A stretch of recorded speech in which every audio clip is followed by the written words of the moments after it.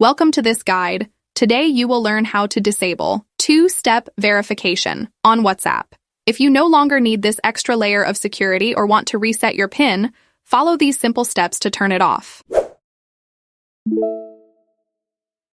Launch the WhatsApp application on your smart device and make sure you are logged into your account.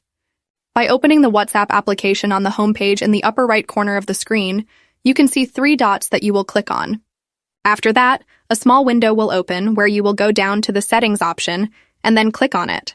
By clicking on the Settings option, a new page will open where you will look for the Account option in the drop-down menu and click on it. The application will then open the next page where you will also go down to the two-step verification option in the drop-down menu and click on it. From here, the interesting part starts. As you can see, a new page has opened where you will go to the Turn Off option and click on it.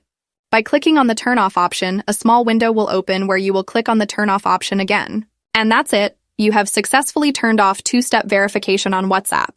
If you liked this video, give it a thumbs up and follow us for more tutorials like this. Thanks for watching and sharing this video so that others can learn, and see you in the next video.